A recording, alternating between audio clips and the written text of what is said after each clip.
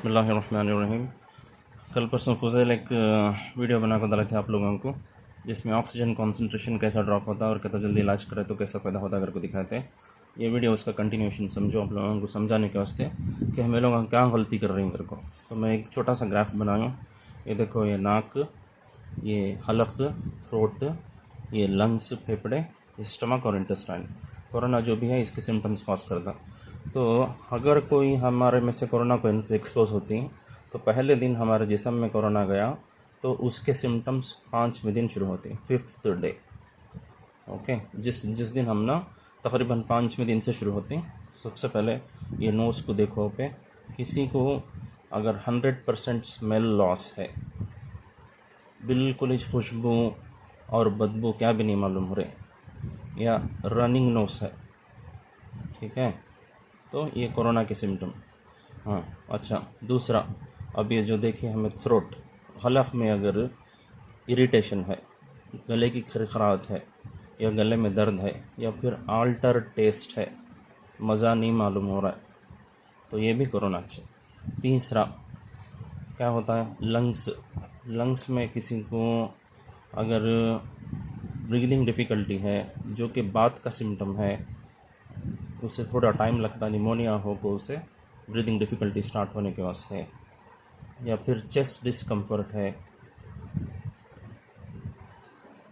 भारी भारी दिख रहा है सीने में, या फिर अब ये है लंग्स के सिम्टम्स। फिर और स्टमक को और इंटेस्टाइन को, ये जो 4th और 5th के जो सिम्टम्स हैं, किसी को लूज़ मोशन है, लूज़ स्टूल्स, या फिर एब्डोमिनल ब्लोटिंग है, पेट भारी भारी दिख रहा है, या फिर वॉमिटिंग है, खए हो रही, या फिर नौजिया है, खए हुए सर का दिख रहा है, तो ये सारी चीज़ें क्या हैं, कोरोना है। हमें क्या गलती कर रही हैं, जब ये होता है loss of smell, running growth होता है, हमें समझते हैं कि हमें ठंडा पानी पी ले, या फ्रिज का पानी पी ले, या बारिश में भीग गए मेरे को। और जब ब्रीदिंग डिफ़िकल्टियाँ, टेस्ट इरिटेशन है, या आल्टर टेस्ट है, तो हमें समझते हैं कि कोई खट्टी चीज़ खा ले, या कोई दवा खा लेने की वजह से हमारा टेस्ट चले गए को, हमें लोग इससे लापरवाही कर रहे हैं। दूसरा, ब्रीदिंग डिफ़िकल्टी है, तो हमें समझ रही हैं कि हम ना पहले से अस्थमा था, या पहले से दमे की शिकायत है, जिसकी वजह से हम ना ये बार फिर आ गए को। लूज़ मोशंस हो रही, तो हमें क्या समझते हैं कि भाई फूड पॉइजनिंग हो गया है, टांकी जाको टांकी खा ली, जिसकी वजह से ये सब सारी चीज़ें क्या हैं, कोरोना है। तो हमें क्या कर रही हैं, पहले या दूसरे दिन, तीसरे दिन इसे छोड़ते, एक दिन देखेंगे, गर्म पानी पीएंगे, या फिर मेडिकल शॉप से जाकर गोलियाँ लेको खाती, over the counter drugs, medical shop से लेको गोलियाँ खाती। इसमें क्या होता है, 2 या 3 दिन चले जाते। ये 2 या 3 दिन करके बोले तो कोरोना अंदर घुस को हम ना 8 दिन हो गए, ठीक है। अब तक भी आपका सैचुरेशन बिल्कुल नॉर्मल रहता है, यानी 95% से ज़्यादा रहता है, ठीक है। अब तीसरे दिन जब बुखार और ये सिम्टम्स कम नहीं होते, अब जब तीसरे दिन क्या होते, बुखार शुरू होती, ठीक है, फीवर स्टार्ट, यानी कोरोना का 8वां दिन में और आपके सिम्टम्स का तीसरा दिन, अब बुखार शुरू होती है, तो हमें जाकर क्या कर रहे हैं, लैब में टेस्ट कराते हैं। लैब में टेस्ट करा को एक बड़ी गलती क्या हो रही है बोले तो, उसमें सब जने एक विडाल कर को टेस्ट करते हैं, ये सब भी टाइफाइड का टेस्ट करके बोलते हैं, उसमें एक टाइटर 1:80 करके आता है, तो ये देख ले को हमें क्या बोलते हैं, तुम ना टाइफाइड होगा ये को, लैब वाले बोलते हैं, और तुम्हारे छोटे मोटे आजू बाजू के डॉक्टर आ रहे तो टाइफाइड होगा एक को बुलाते हैं। हालांकि बिल्कुल गलत है, ये टाइटर्स जो हैं नॉर्मल है। विडाल सिर्फ सिग्निफिकेंट तब होता है जब आजू बाजू टाइफाइड की बुखार चल रहे, टाइफाइड एंडेमिक है, यानी टाइफाइड की बुखार सबको हो रही है, तब तुम्हारा विडाल 1:160 रहा तो उन्हें पॉजिटिव। इस मौके पर जहाँ पे कोरोना चल रहा है, विडाल कहता रहा तो भी 1:160 रहा तो भी उन्हें क्या है, कोरोना है, क्योंकि विडाल एनामनेस्टिक पॉजिटिविटी करके कोरोना में भी पॉजिटिव होता है, मलेरिया में भी पॉजिटिव होता है, निमोनिया में भी पॉजिटिव होता है, कॉलरा में भी पॉजिटिव होता है, कोई भी बीमारी में विडाल का टेस्ट पॉजिटिव आ सकता है। तो अल्लाह के वास्ते विडाल का टेस्ट न को करो, रॉन्ग, ठीक है। तो अब ये क्या करते हैं, तो अब हमें लोग ये पॉजिटिव आया करके क्या करते हैं, वहाँ के जो जनरल प्रैक्टिशनर्स रहते हैं, या फिर वंस अगेन फार्मेसी को जाती हैं, तो मैं हमने टाइफाइड के गोलियाँ दिया कर को, उन्होंने छोटे मोटे आपको पैरासीटामॉल, उसके साथ सेफिक्सिम, या फिर पॉजिटिव छोटी मोटी अजिथ्रोमाइसिन ये दे डालते हैं, ठीक है। अब आप लोग क्या करते हैं, फिर 3 दिन ये गोलियाँ खाते हैं। 3 दिन ये गोलियाँ खा को अब कितने दिन हुआ, कोरोना अंदर घुस को 11 दिन हो गए, 11th डे। ओके, अब क्या होता है, अब आपके लंग्स को उन्हें असर करना शुरू कर देता है। लंग्स जो मैं छुड़ाया था, ये लंग्स के बराबर निमोनिया अंदर शुरू हो जाता है। अब आपका सैचुरेशन 95 से क्या होता है, ड्रॉप होता है, 92 होता है, 93% सैचुरेशन ड्रॉप होना शुरू हो जाता है। अब भी हमें क्या करते हैं, तीसरे दिन ये गोलियाँ ले को एक 3 दिन गोलियाँ खाते हैं, 3 डेज गोलियाँ खाते हैं। बुखार कम नहीं होती, fever does not come down, doesn't relieve. जब बुखार कम नहीं होती तब हमें सोचते हैं कि भाई नहीं, क्या की माजरा है इधर को। नेक्स्ट हमें इसके पास जाते हैं, क्लिनिशियंस के पास।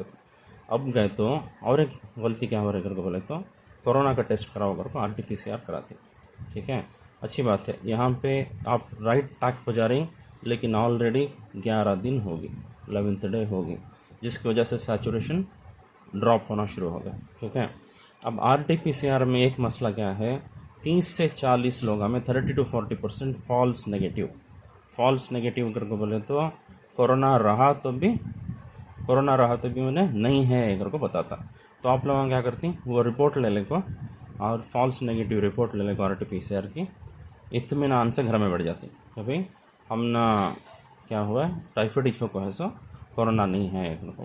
तो और एक 4 दिन चलेगा तो क्या होता है, 11 से 15 दिन को जब आ जाती हैं आप, तो आपके लंग्स पूरा इन्वॉल्व हो जाते हैं।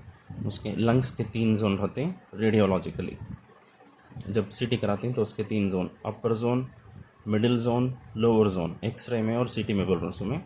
तो इसमें से 2 जोन या 3 जोन 15वें दिन तक इन्वॉल्व हो जाते लंग्स के। अब सैचुरेशन करा होता है, ड्रॉप हो जाता है, लेस देन 90% हो जाता है, ये क्रिटिकल स्टेज, ठीक है। अब आप जब आती हमारे पास, इसके बाद आपको बोलते हैं कि सर RT-PCR हमें करा को है, ये नेगेटिव है, हम ना टाइफाइड था, हमें टाइफाइड की बुखार करके खाते थे, अब हमें आपको बोलते हैं कि भाई CT चेस्ट कराओ।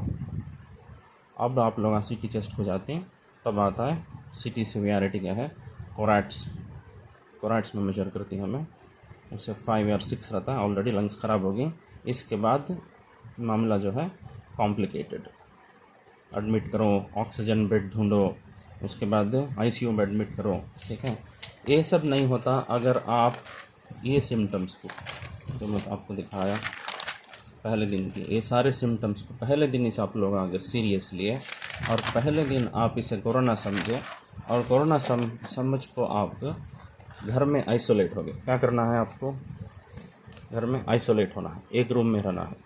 कोरोना रहने नहीं, छोटी मोटी खांसी बुखार रहने, इस माहौल में ये करना ज़रूरी है, एक आइसोलेट हो जाओ, अलग कमरे में हो जाओ।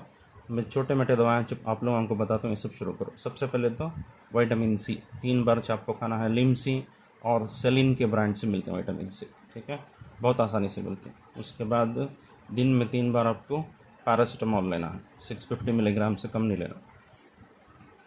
तीसरा जो लेना है, जो कोरोना को साबित हो गए, डॉक्सीसाइक्लिन कैप्सूल्स, डॉक्सी 100, इसे दिन में 2 बार लेना है, ठीक है।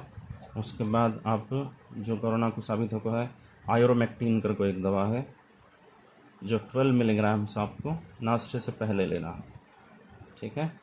ये चंद दवाएं हैं। उसके साथ सेफ़ क्या है, बहुत सेफ़ मेडिसिन है एक एकोस्प्रिन 75। अगर ब्लीडिंग डिसऑर्डर नहीं है किसी को, जैसे कि एग्जांपल महावारी के आयाम हैं किसी औरत को, तो एकोस्प्रिन कॉन्ट्राइंडिकेटेड है, लेना मुनासिब नहीं है। उसके अलावा एल्डरली पेशेंट हैं, डायबिटिक हैं, हार्ट का भी प्रॉब्लम है, ये बहुत सेफ़ मेडिसिन है, ये प्रूव्ड मेडिसिन है जो कोरोना के वास्ते हेल्प करती है। तो ये सारे मेडिसिन आपको एक जगह आइसोलेटेड होकर स्टार्ट करना है। एक छोटा सा पैंटोप्रोजोल भी आपको लेना है, पैंटोप्रोजोल 40 मिलीग्राम्स, इसको भी दिन में 2 बार लेना है। तो एक रूम में आइसोलेशन बहुत ज़रूरी है। अगर आप आइसोलेट नहीं होते तो सारे घर वालों को फैला दें, सारे घर वाले बाहर निकल कर सारे सोसाइटी को फैला दें।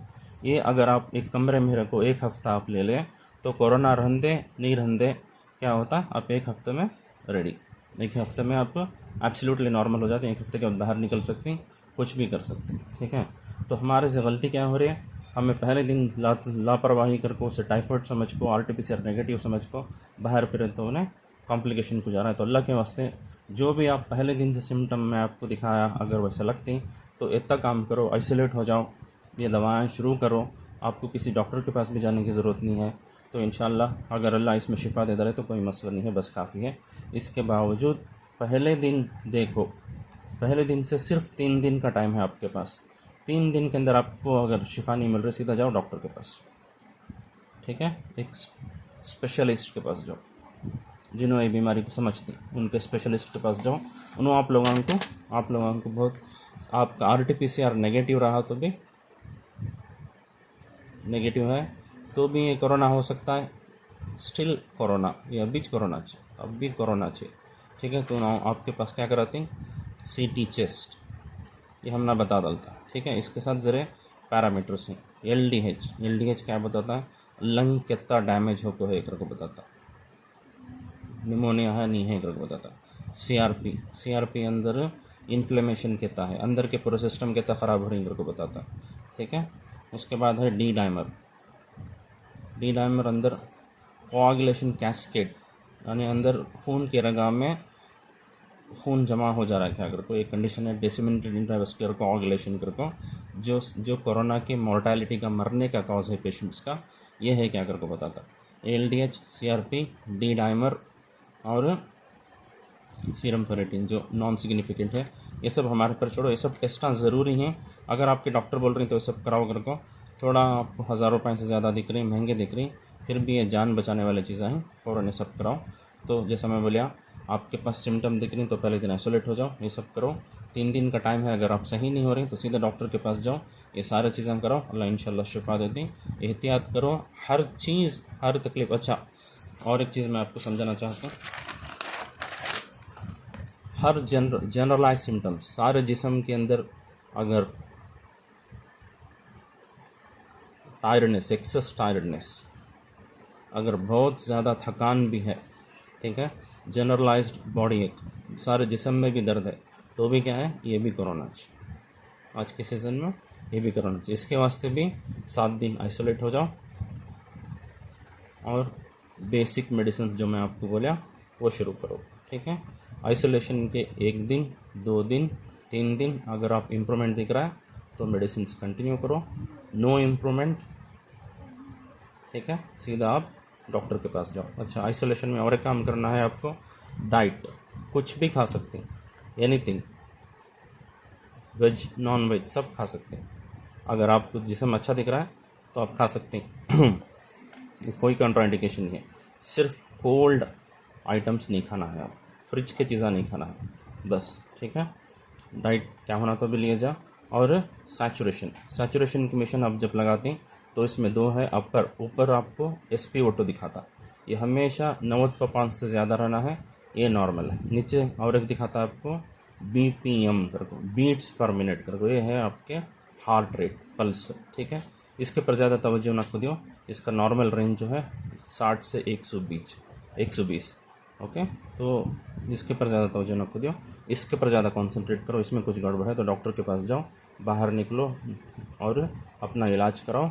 इतना करो अल्लाह के वास्ते। हमारे हॉस्पिटल में मैं 30 साल के नौजवानों को देख रहा हूँ जो 2 हफ्ते के बाद हमारे पास आ रही, और CT में कोराइड सेक्शन है, पूरा लंग्स इन्वॉल्व होगा और उनका सैचुरेशन लेस देन 85, और उनकी वजह से ऑक्सीजन देना पड़ रहा है, उनको बेड्स नहीं, कॉन्सेंट्रेटर पर डालना पड़ रहा है, बहुत सारे मुश्किलात हो रही। तो इतना करो, इंशाल्लाह अल्लाह हम सबको सेहत देंगे और इस वबा से अल्लाह बचा दे। अल्हम्दुलिल्लाह।